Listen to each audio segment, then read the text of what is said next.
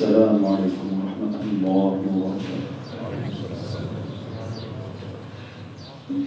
الله أكبر الله أكبر الله أكبر الله أكبر.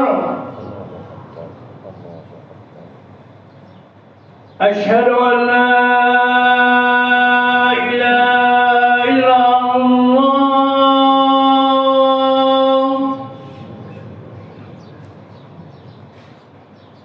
أشهد أن لا إله إلا الله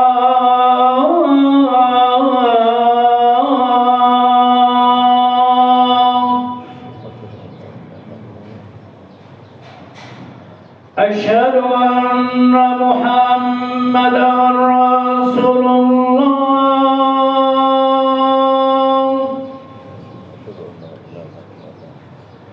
أشهد أن محمدا رسول الله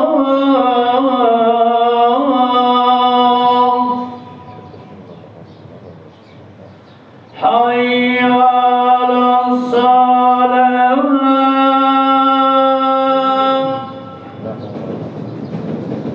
حي على الصلاة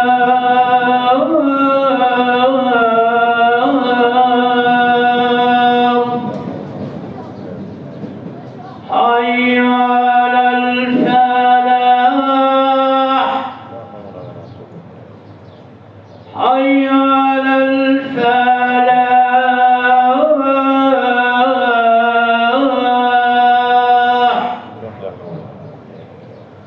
الله أكبر الله أكبر. لا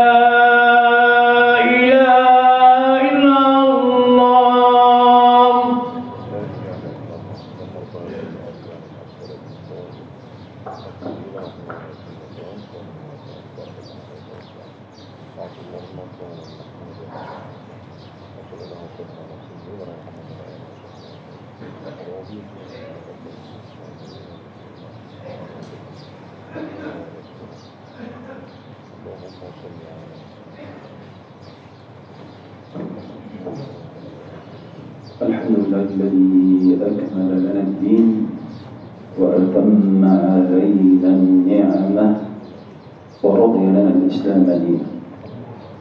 يا ربي لك الحمد كما ينبغي لجلال وجهك ولعظيم سلطانك. الحمد لله الذي أنزل على عبده الكتاب ولم يجعل له عوجا قيما لينذر بأسا شديدا من لدنه ويبشر المؤمنين الذين يعملون الصالحات أن لهم أجرا حسنا ماكثين فيه أبدا وينذر الذين قالوا اتخذ الله ولدا ما لهم به من علم ولا لآبائهم كبرت كلمة تخرج من أفواههم إن يقولون إلا كذبا. ونشهد أن لا إله إلا الله وحده لا شريك له ولا شبيه له ولا ند له ولا زوجة له ولا والد ولا والد له واحد أحد فرد صمد لم يلد ولم يولد ولم يكن له كفوا أحد. ونشهد أن محمدا عبده ورسوله وصفيه من خيرة خلقه وحبيبه. نشهد يا ربنا أنه قد بلغ الرسالة وأدى الأمانة ونصح الأمة فكشف الله به الغمة وتركنا على المحجة البيضاء ليلها كنهارها لا يزيغ عنها إلا هالك ولا يتبعها إلا كل منيب سالك. اللهم اجزه عنا وعن والدينا وعن المؤمنين جميعا خير ما جازيت به نبيا عن قومه ورسولا عن أمته. اللهم اجمع بيننا وبينه كما آمنا به ولم نره ولا تفرق بيننا وبينه حتى حتى تدخلنا مدخله وأوردنا حوضه واسقنا من يده الشريفة شربة هنيئة لا نظمأ بعدها أبدا إنه ولي ذلك والقادر عليه. ثم أما بعد، يا أيها الذين آمنوا اتقوا الله حق تقاته ولا تموتن إلا وأنتم مسلمون.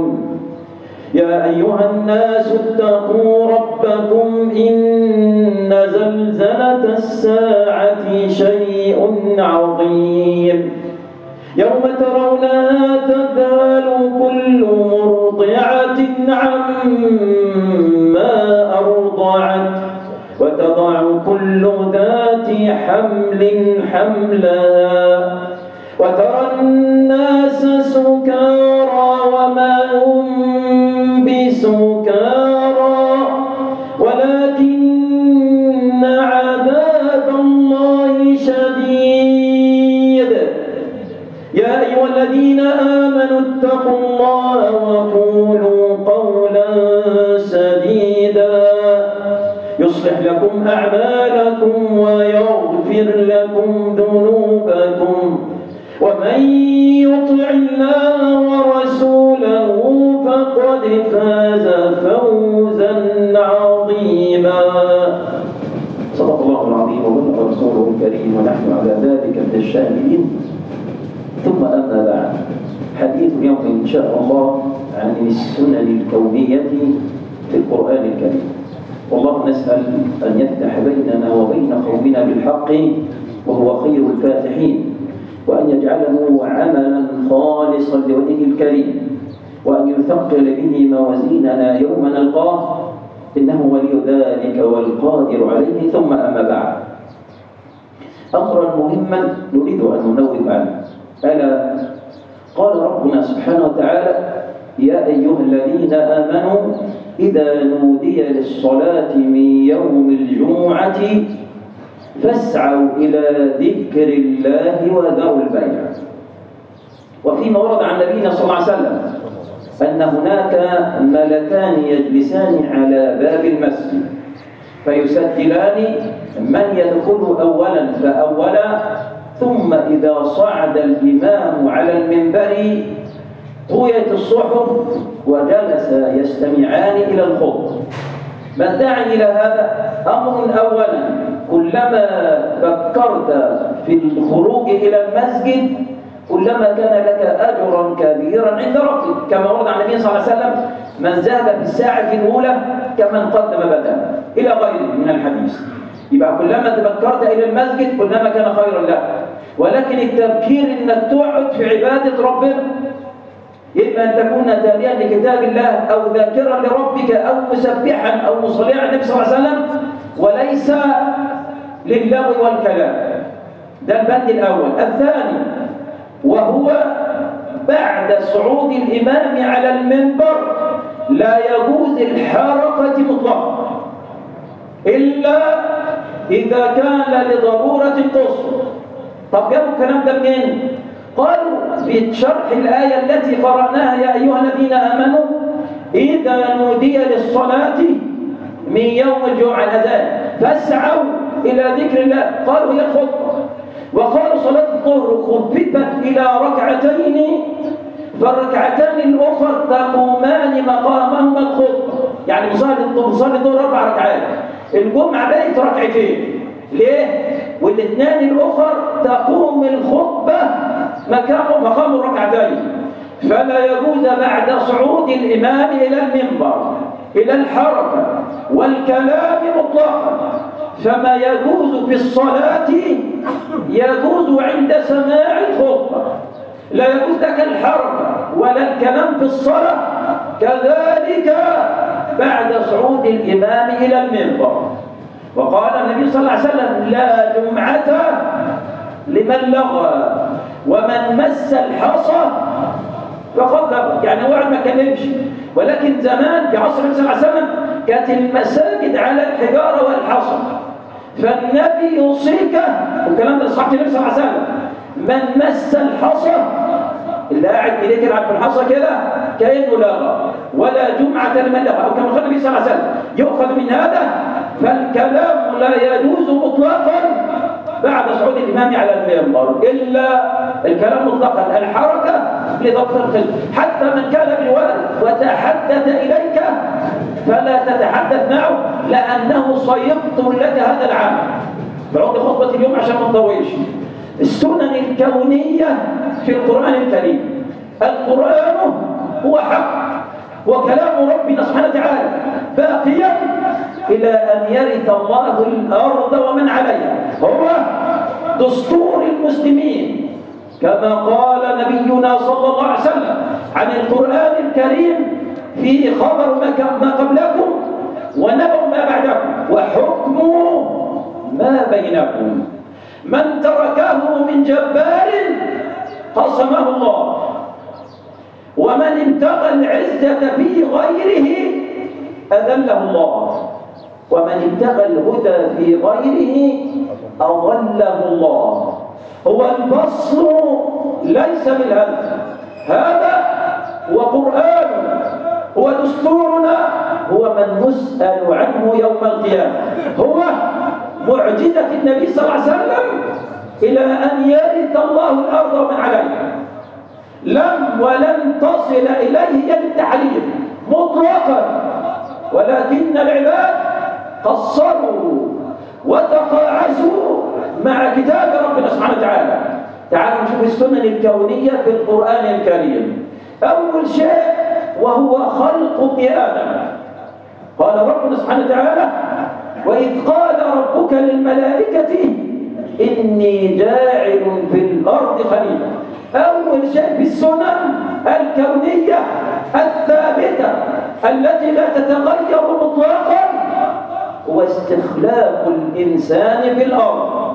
يبقى حضرتك خليفة الله في الأرض، جيء بك أن تكون عابدا لربك سبحانه وتعالى، وما خلقت الجن والإنس إلا ليعبدون. يبقى أساس السنة الكونية الأولى هو استخلاف ابن آدم في الأرض كي يكون عابدا لربه سبحانه وتعالى، كي لا يكون مفسدا في الأرض كما قالت الملائكة. قالوا: أتجعل فيها من يفسد فيها ويسفك الدماء ونحن نسبح بحمدك ونقدس لك؟ قال: إني أعلم ما لا تعلمون. ابن آدم إذا سار في طاعة ربه متمسكا بكتابه وبسنة النبي صلى الله عليه وسلم كان عند الله أفضل من الملائكة. مش ربنا أمر الملائكة أن تسجد لآدم، ليس سجود عبودية ولكن سجود مكانة وتكريم. ليه؟ لأن بني آدم أفضل من الملائكة عند الله سبحانه وتعالى، مع أن الملائكة لا يعصون الله ما أمره مطلقا، ولكن ابن آدم جبل على المعصية. طب ليه فأطريت ابن آدم؟ لأنه عنده الاختيار التي ليست موجودة عند الملائكة، عنده الشهوة التي لم تكن موجودة عند الملائكة، فبذلك إن كان طائعا لربه قائما على شرع الله وسنة النبي كان أفضل عند الله من الملائكة الذين لا يعصون الله مطلقا. الأمر الثاني في سنن الله الكونية: كل من عليها فان، الكل سيموت. والله لو نظرت إلى آية في كتاب ربك، ولو إن كتاب الله مملوء بالمعجزات، عش معي هذه الآية بالله عليك. قال ربنا سبحانه وتعالى: كل نفس ذائقة الموت. السنة الكونية: كل من عليها فان. النبي صلى الله عليه وسلم قال له ربنا سبحانه وتعالى: إنك ميت وإنهم ميتون، ثم إنكم يوم القيامة عند ربكم تختصمون. ده مين؟ ده سيد البشر صلى الله عليه وسلم. ربنا بيقول له: أنت ميت. يبقى جمعة النهارده إنك ميت، أمر لا محال ولا شك فيه. قال النبي صلى الله عليه وسلم: إذا مات ابن آدم قامت قيامته. خلاص بعد ما بيموت طبع على عمله. فيما روي بعض القصص، ولكن هي قصص لا يؤخذ بها ولا يعتد ولا يبنى عليها قاعدة شرعية، ولكنها من باب تأليف ورقة القلوب. فيما يروى في من كان قبلنا أنه رجل قد مات فأخذته الملائكة وهو في نومه، فالنوم موتة صغرى، فرأى الملائكة أخذوه إلى الجنة، نسأل الله سبحانه وتعالى أن يجعلنا من أهل الجنة، فمر على قصور عظام وظن أنه داخل إليه، ثم ذهب به إلى قصر بسيط على قدره فحزن، فقال للملك الذي كان بجواره: لما لم تدخلني هذا؟ قال: يا هذا معي هذا الأمر بالله عليك. قال: والله هذه أعمالكم، هذه مواد البناء التي تأتينا في الدنيا تأتي بمواد البناء العادي، أما في الآخرة فما تقدمه من عمل صالح هو أساس البناء في الجنة. بنيت على قدر قصرك في الجنة. فحسب قال: والله ما قدمته لنا من مواد بناء من صلوات وعبادات على قدر عملك يكون لك قدرا في الجنة. فحزن حزنا شديدا، فقال ربنا سبحانه وتعالى مصداقا لهذه الكلام، مصداقا لآية كتاب ربنا، قال: يا ليتني قدمت لحياتي. طب فين الحياة؟ ده الكلام ده فين؟ ده في الآخرة بعد الموت والحساب. بيقول ايه؟ يا ليتني قدمت لحياتي. طب بالله عليك انت قريت الآية كم مرة؟ كثير من الناس من قرأها وسمعها كثيرا، ولكن افهم بقى هذه الآية. ربنا بيقول ايه؟ يقول: يا ليتني قدمت لحياتي. معنى ذلك اللي انت عايشه ده مش حياة. يعني اللي انت موجود فيه تمشي الحياة. الحياة فين؟ في الدار الآخرة، هي دي الحياة. وإن الدار الآخرة لهي الحيوان لو كانوا يعلمون. فربنا بيقول للإنسان بعد أن يأتي بين يدي الله يتحسر حتى وإن كان طائعا إنه لم يزد من العبادة والطاعة. ده الكلام ده بيقال لمين؟ لأهل الطاعات في الصفوف الأولى من صحابة النبي، فهم يقولون: يا ليتني قدمت لحياتي. يبقى الحياة اللي احنا عايشينها مش حياة. الحياة فين؟ في الدار الآخرة، فهي الحيوان لو كانوا يعلمون. فربنا بيقول لك في كتابه العزيز: كل نفس ذائقة الموت، كله هيموت، وإنما توفون أجوركم يوم القيامة، فمن زحزح عن النار وأدخل الجنة فقد فاز. كلام ده مين؟ ده للنبي صلى الله عليه وسلم. ولمن؟ لصحابة النبي صلى الله عليه وسلم الذين قدموا الغالي والنفيس من أجل دين الله سبحانه وتعالى، الذين قدموا أموالهم وأعمارهم نصرة لدين الله. فربنا بيقول لهم ايه؟ فمن زحزح عن النار وأدخل الجنة فقد فاز وما الحياة الدنيا إلا متاع الغرور. السنة الكونية الثابتة التي لا تتغير إنك ميت. سيدنا أبو بكر قال كلمتين حلوين أختم بهم عشان ما أطولش. قال لي بقى؟ قال: والله إنكم لتغدون وتروحون إلى أجل معلوم. عمرك 24 ساعة، يوم ليل ونهار، فمن استطاع أن يقضي الأجل في عمل الله فليفعل. لو استطعت أن تؤدي عمرك كله في طاعة الله فافعل، ولن تنالوا ذلك إلا بالله. انظروا إلى السبق الأول أين صاروا؟ أصبحوا تحت التراب، قدموا إلى ما قدموا، ونحن سنكون على هذا الحال. أقول قولي هذا وأستغفر الله لي ولكم، وتوبوا إلى الله جميعا أيها المؤمنون لعلكم تفلحون.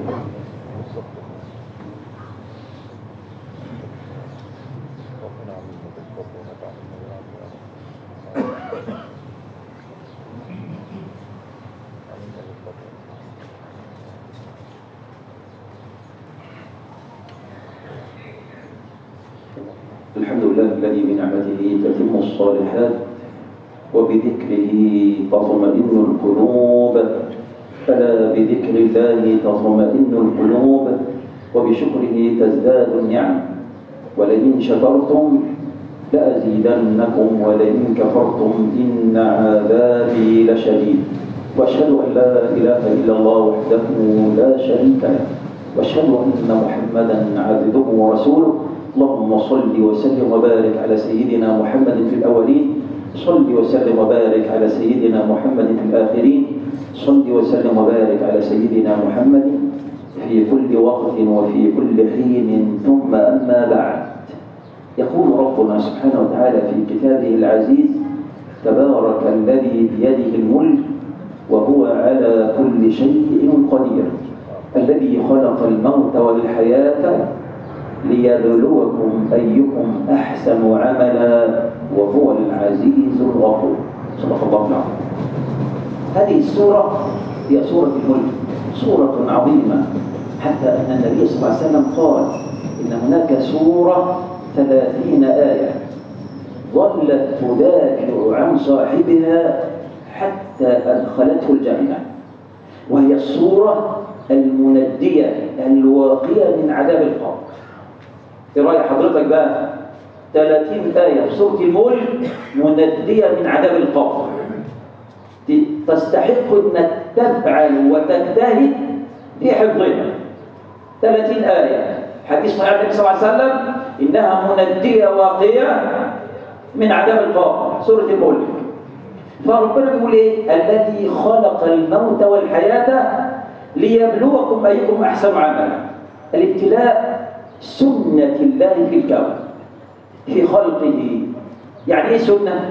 أمر ثابت لا يتغير ولا يتبدل، أمر من عند الله سبحانه وتعالى، يستحيل أن تظل على حالة واحدة، ولكن الأمر هو إعداد النفس لتلقي الابتلاء. النبي صلى الله عليه وسلم قال إيه؟ يبتلى المرء على قدر عمله وعلى قدر الإيمان. يبقى الواحد بيبتلى على قدر إيه؟ على قدر الإيمان مع الله سبحانه وتعالى. ولكن اعلم كما قال سلفنا الصالح: دوام الحال من المحال.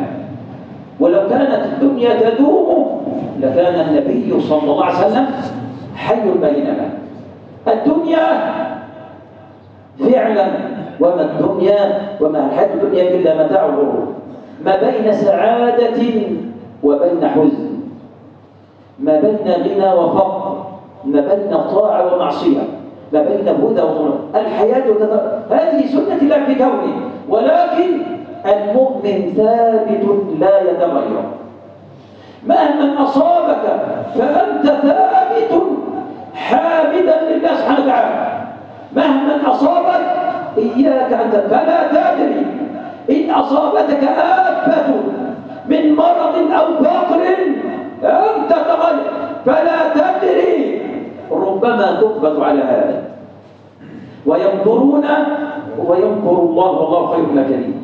عندي حديث حلو عن سيدنا أبو بكر عندما جاء سيدنا جبريل للنبي صلى الله عليه وسلم وقال: يا محمد إن الله يقرئك السلام ويقرئ صاحبك السلام وأخبره أن الله راض عنه، فهل هو راض عنه؟ قال النبي صلى الله عليه وسلم، قال سيدنا أبو بكر رضي الله عنه: قال الله رضيت والله لا آمن مكر الله ولو كانت إحدى قدماي في الجنة. حديث عن النبي صلى الله عليه وسلم يقول إن الرجل لا يعمل بعمل أهل الجنة فيما يرى للناس فيسبقه الكتاب فيعمل بعمل أهل النار فيدخلها. إن حضرتك بخوف ورجاء من عملك أن يكون مقبولا، المقام الأول. الثاني أن تقبل على غير طاعة. مش ربنا قال كده: الذين يؤتون ما آتوا وقلوبهم وجلة أنهم إلى ربهم راجعون. يبقى السنة الكونية أنك ميت. العمل لهذا اليوم، العمل للقاء ربك، العمل أن تقبل وأنت على طاعة لربك. أختم بهذا: قل أرأيتم إن جعل الله عليكم الليل سرمدا إلى يوم القيامة. هل من إله غير الله يأتيكم بضياء؟ آيتين تراهما بعينيك، الليل والنهار. ربنا جعل لك الليل للسكن والنهار للسعي على الرزق. ما ظننت بيوم ألا يأتي الليل أو لا يأتي النهار. فربنا بيقول لك آية معجزة سنة كونية لا تتغير إلى أن يرث الله الأرض عليك. بالله عليك لو ظلت الحياة نهارا فقط كيف تكون المعيشة؟ ألا تستحق هذه النعمة أن تكون شاكرا لربك، تعرف قدر هذه النعمة. نسأل الله أن يعافينا وإياكم. هناك من المرضى عندما تذهب وتسأله عن حالك والله يقول لك يا أخي والله لا أدري، لا أعرف الليل من النهار. فهو قعيد للفراش، ليله زي نهاره. عليك أن تصبر لهذا الأمر. الثاني، أنت يا من عافاك الله في بدنك ألا تستحق هذه النعمة الشكر لله؟ ما احنا لسه بنقول ولئن شكرتم لأزيدنكم. بتنام غيرك مش قادر ينام، بتخرج للسعي على الرزق غيرك لا يستطيع أن يسعى على رزقك. فهذه نعم، آية كونية من آيات الله. نعمة الليل والنهار، ده أمر بسيط من مخلوقات الله التي لا تعد ولا تحصى. ربنا سبحانه وتعالى يقول الحج أشهر معلومات. أشهر الحج شوال وذي القعدة والعشر من ذي الحجة أو ذي الحجة كاملة. هذه العبادة عبادة ممتعة، رحمة من عند الله. طبعا أنا بقول الكلام ده ليه؟ عشان تتضرع إلى ربك أن يمن عليك بحج بيت الله الحرام. حتى لو كنت فقيرا كفاك أن تدعو الله بنية خالصة. نسأل الله سبحانه وتعالى أن يجعلنا وإياكم ممن يستمعون القول فيتبعون أحسنه. اللهم اغفر لنا ذنوبنا، إسرافنا في أمرنا، ثبت أقدامنا، انصرنا على القوم الكافرين. اللهم انصر الإسلام وأعز المسلمين، يعني بفضلك كلمتي الحق والدين. ولي أمورنا خيارنا ولا تولي أمورنا شرارنا. ائذن لكتابك أن يحكم وشرعك أن يزول. اللهم انصر من نصر دين محمد واخذل من خذل دين محمد. اللهم اشف مرضانا ومرضى المسلمين، ارحم موتانا وموتى المسلمين. اللهم احسن عاقبتنا في الامور كلها، اجرنا من خزي الدنيا وعذاب الاخره، اجرنا من خزي الدنيا وعذاب الاخره. اللهم اجرنا من خزي الدنيا وعذاب الاخره. اشف مرضانا ومرضى المسلمين، ارحم موتانا وموتى المسلمين، وقف ولا تكون لنا في خير البلاد والعباد. امين امين امين. وما كان من خطأ او نسيان فمني ومن الشيطان والله ورسوله منها براء، وما كان من توفيق فمن الله. واقم الصلاه ان الصلاه كانت على المؤمنين كتابا موقوتا. الله أكبر الله أكبر. أشهد أن لا إله إلا الله، أشهد أن محمدا رسول الله. حي على الصلاة، حي على الفلاح، قد قامت الصلاة، قد قامت الصلاة. الله أكبر الله أكبر. لا إله إلا الله.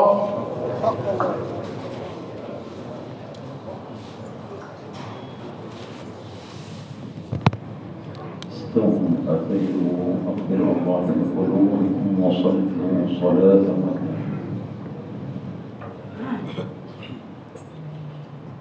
الله أكبر. الله أكبر.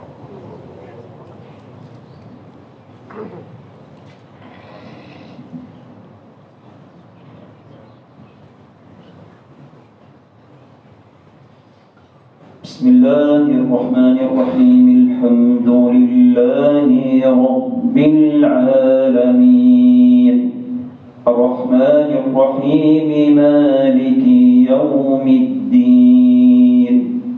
إياك نعبد وإياك نستعين. اهدنا الصراط المستقيم، الذين أنعمت عليهم غير المغضوب عليهم ولا الضالين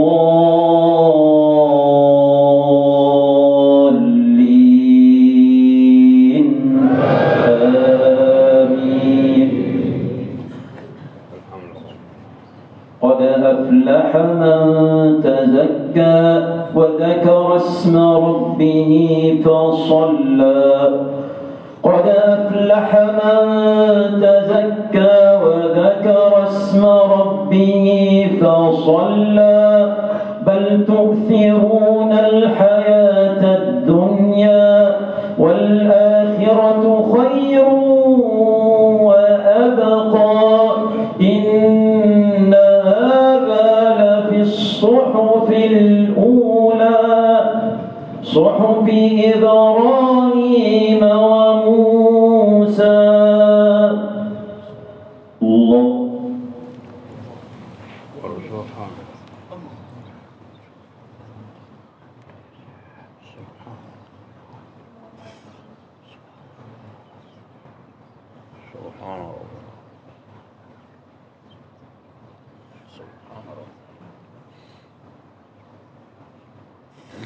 سمع الله لمن حمده.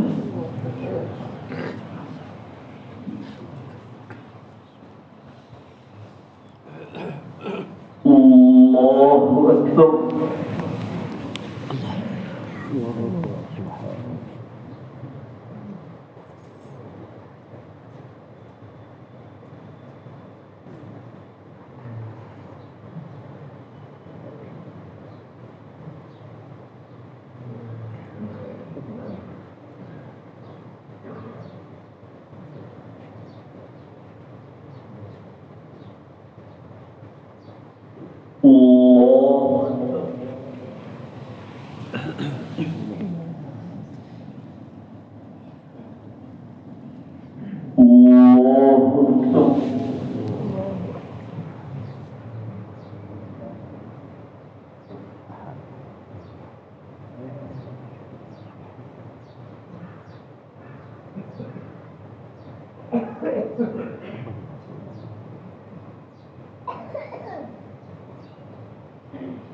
الله أكبر.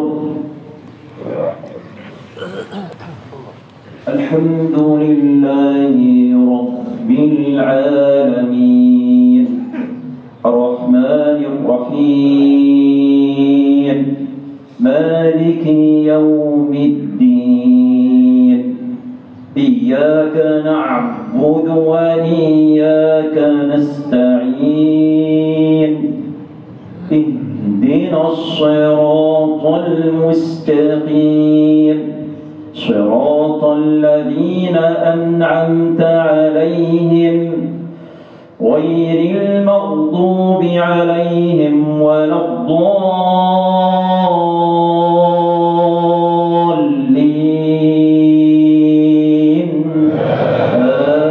آمين.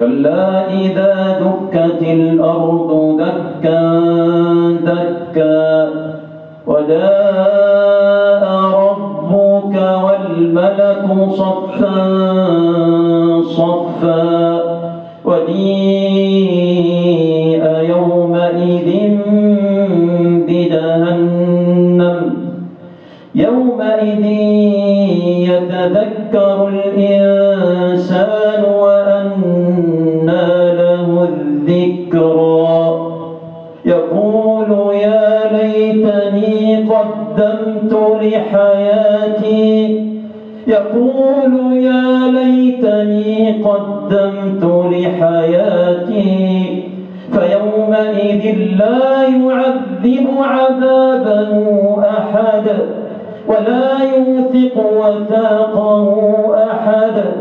يا أيتها النفس المطمئنة ارجعي إلى ربك راضية مرضية فادخلي في عبادي وادخلي جنتي. الله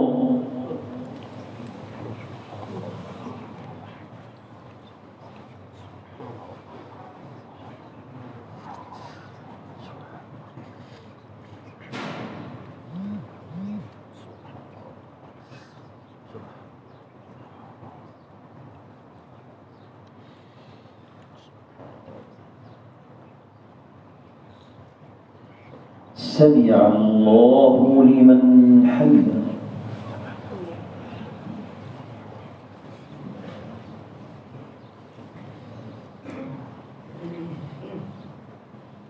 الله أكبر.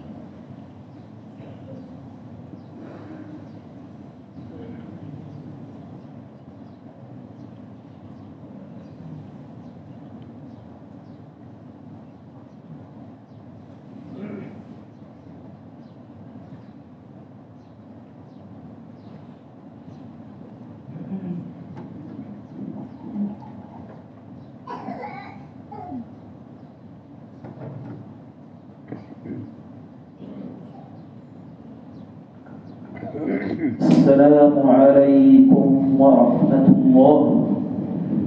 السلام عليكم ورحمة الله.